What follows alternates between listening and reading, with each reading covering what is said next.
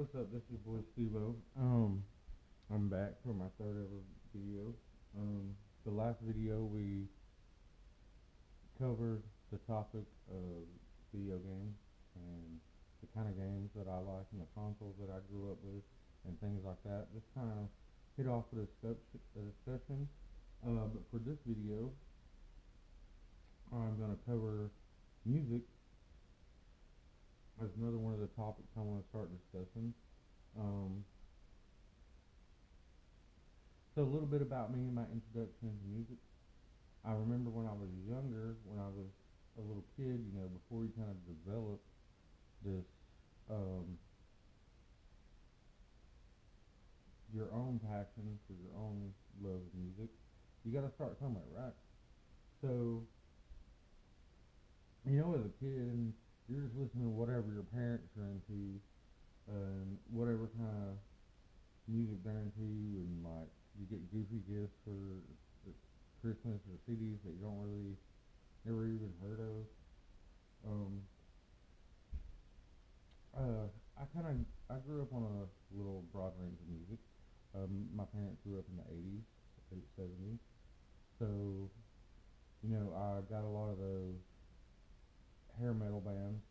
All my parents, I say all my parents, because my biological father, my stepfather, and my mom, they were all into like the '80s hair metal bands. I remember my dad, my biological father, he was a huge fan of Kiss. He had everything Kiss imaginable, Kiss comics, Kiss action figures, like anything with Kiss on it. He had. He loved the Kiss posters. Um, but he also listened to a lot of the like southern rock um, slash country. Um, he was a big fan of Leonard Skinner, um, Hank Williams Jr., Hank Williams Sr., things like that. Um, I remember him taking me to the Smoky Mountains one year on vacation, and the entire time we listened to the Dukes of Hazzard thing. So then my stepfather, he, um, I got a lot of different musical influences from him. He was into a lot of the '80s hair metal bands as well, especially like Motley Crue, Quiet Riot, um, people like that, Rat. And then my mom, she listened to that stuff, but she was also, into the '80s pop. She was a girl, and so she was also into, like Cyndi Lauper, Prince, Madonna, things like that.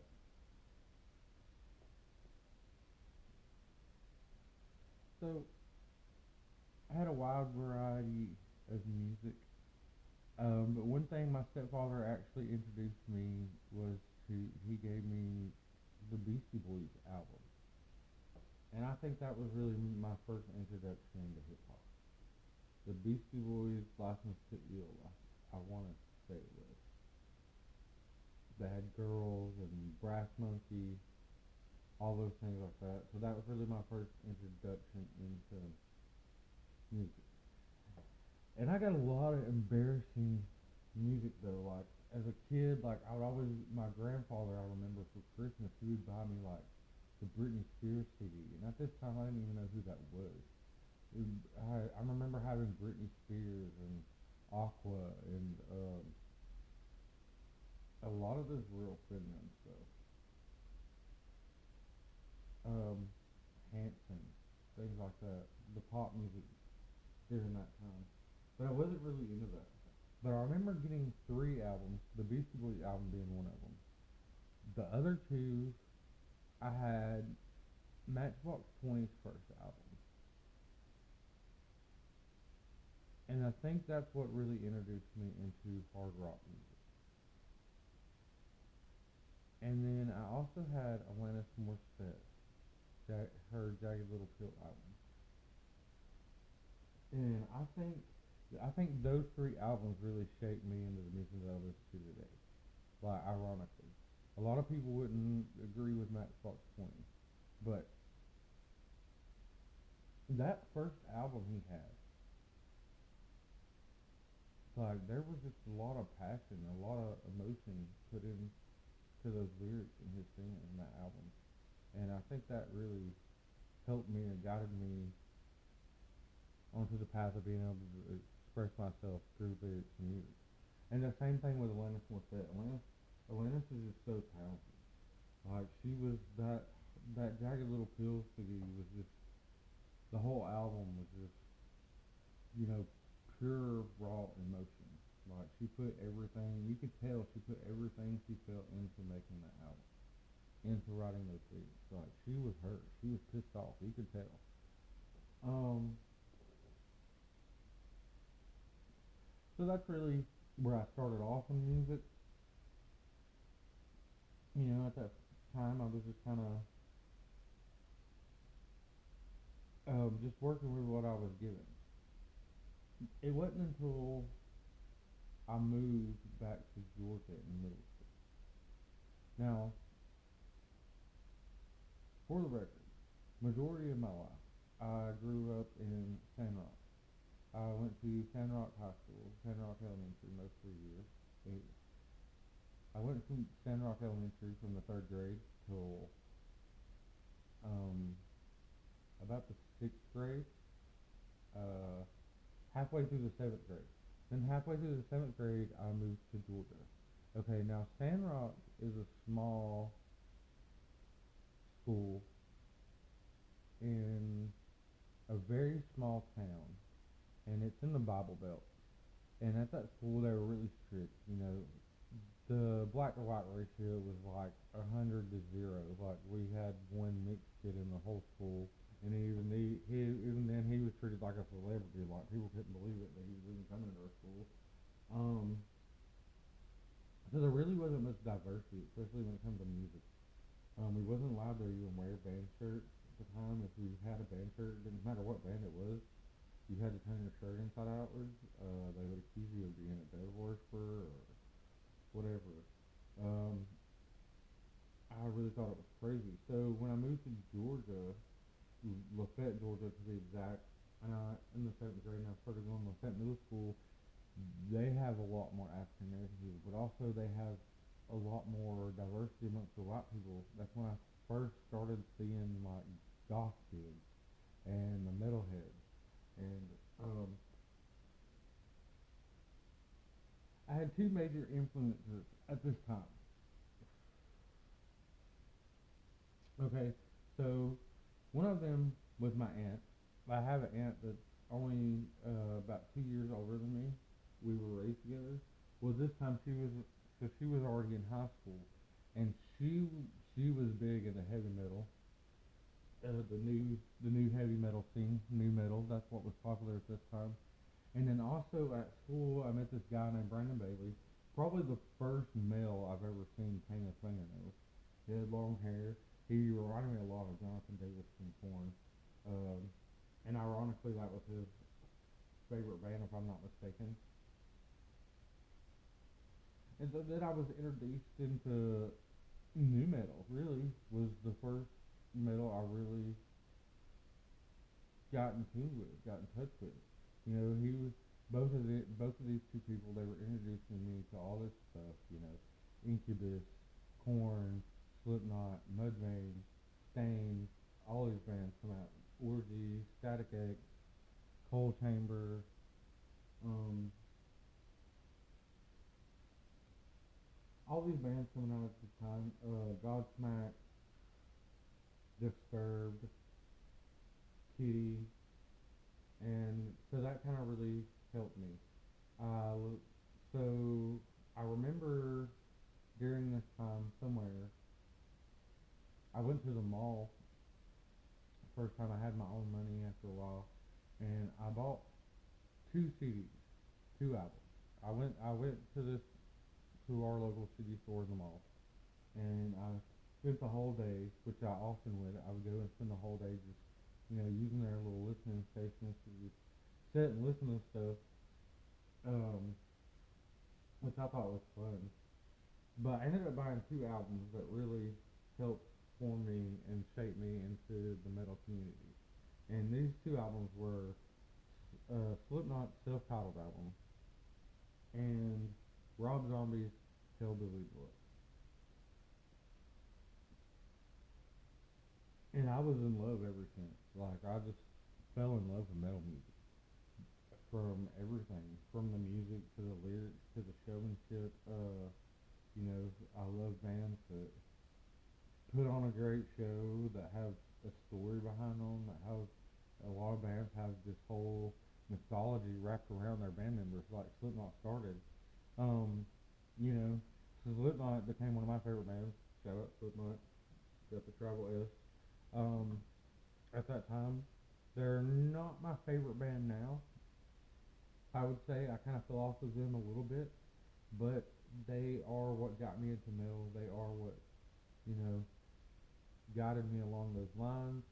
Um, Corey Taylor did, inspire a lot, right? My favorite member of Slipknot was actually Joey Jordison. I always thought he was just seemed like a really cool, chill guy. Greatest drummer in the world. His mask was just, on point to me. And I love that he inspired so many people and that he also was inspired by so many people and used that to form Slipknot. And to me, Slipknot died with Joey Jordison. And that's just my own personal opinion. No offense to the other guys or whatever, but it is what it is. Rob Zombie, I always wish Rob Zombie was like my father. Like, I love what he does for metal. His music just has this way of like, it's metal music, but you can dance to it. Like, um, he'll make you shake it up a little bit. Rob Zombie's just got this cool funk to him, and I've always liked that. He's got this real cool vibe. Like you could listen to Rob Zombie's music, even though it's heavy metal. You can listen to it in the club. Like, the, it's groove. Like, I don't know how to explain it.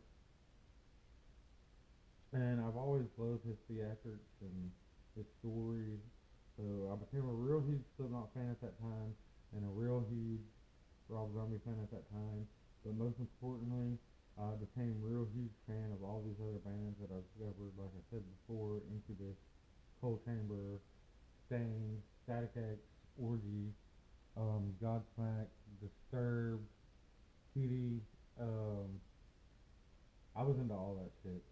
Um, Rob Zombie, Marilyn Manson, Nine Inch Nails. Um, so yeah, that's really where. Oh, Merchant Head. Gotta shout out Merchant Head too. Love the early Merchant Head stuff. Huge fan of Jeffrey Nothing and his works and all that stuff. So then for a while I became real big into the new metal scene, and eventually this led me to somehow finding out about a perfect circle. Once I found out about a perfect circle, and as I started getting older and started understanding more and really accepting the lyrics and the words that they were saying, it led me, like, I kind of got out of the really heavy music and I started leaning towards like alternative and progressive rock or metal. And Perfect Circle eventually led me into listening to Tool, and Tool became one of my favorite bands of all time.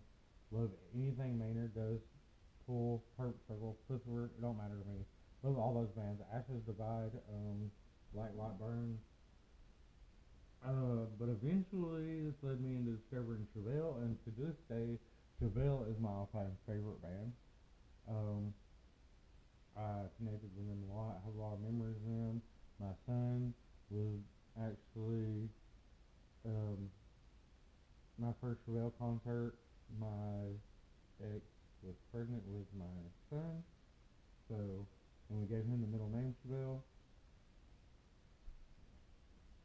So yeah, so I already got into a lot of bands like that. Steeler, Chevelle, Stang, Tool, Incubus. A lot of people, Metaphorical Lyrics, 30 Seconds to Mars, Breaking Benjamin.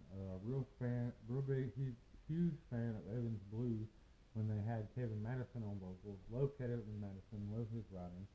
Uh, Huge fan of the Deftones. Chino's a freaking genius. And so now we move on to to today. I went a little while with not really hearing any good metal bands, or I wouldn't say good because it's all subjective, but nothing that really clicked with me.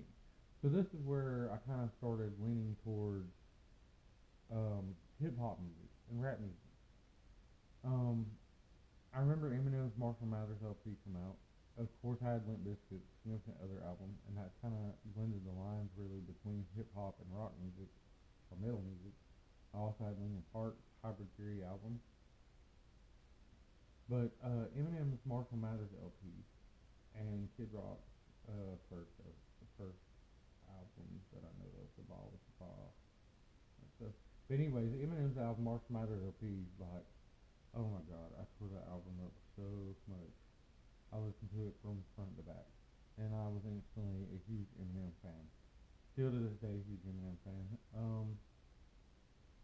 The Marshall Mathers LP, the Eminem Show. After that, I kind of fell off of Eminem for a little while. I don't know why. I just didn't really. I'm not saying they were bad, but the other albums just didn't connect with me like that. And I think I started listening to more metal at this time. But eventually, it came back to me. I had a dry spell with metal and rock music, and so I got back into hip hop. Started listening to Eminem come out with this uh, Kamikaze album, and I started listening to it. I started broadening my range of hip hop. Started listening to a lot of Kendrick Lamar and J. Cole and a lot of these lyrical rappers. Joyner Lucas, Tech Nine, Lil Wayne. Always been a fan of 3 6 Mafia.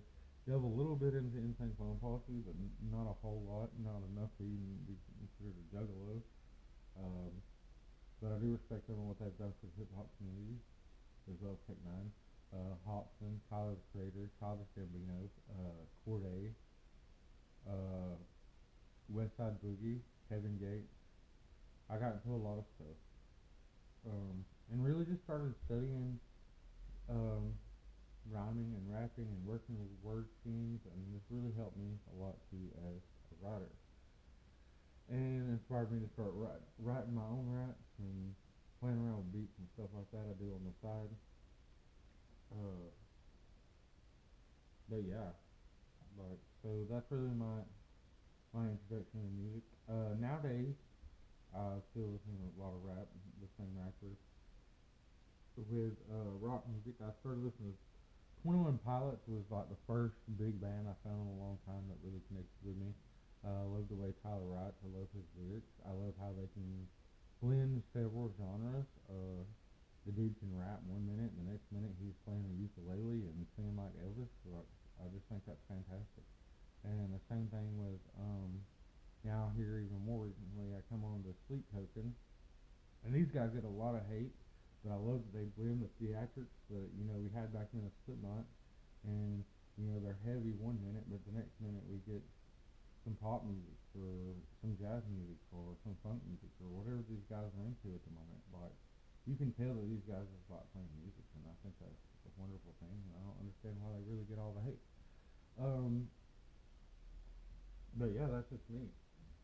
That's the kind of music I'm into. Anything with real deep meaning, anything with real deep lyrics.